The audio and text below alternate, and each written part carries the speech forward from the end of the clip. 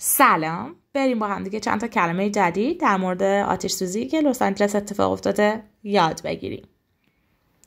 اولین کلمه که داریم evacuation order هست و evacuee، اینا که هم خانواده هستن به چه معنی هستن؟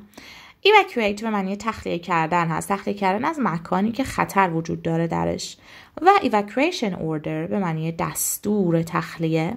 evacuee a person evacuated یعنی کسی که تخلیه کرده و فرار کرده.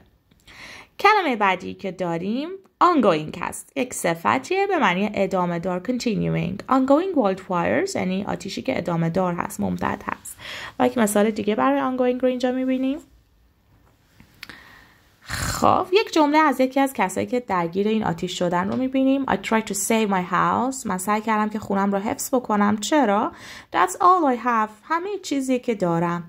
Everything I've ever worked on for my entire life was there. همه چیزی که در طول زندگیم براش کار کرده بودم داخل اون خونه است. و loomed over رو داریم، یک فعل خیلی خوب. loom به معنی ظاهر شدن پیر ولی به شکل خیلی وحشتناک، یعنی آتیشی که به شکل وحشتناک ظاهر شد. were left homeless یعنی بی خانمان شدن. و rip through به معنی حرکت کردن در یک چیزی، در یک ساختمانی خیلی سریع و به شکل خیلی وحشیانه، یعنی تخریب کردن. و flame به معنی شعله های آتش.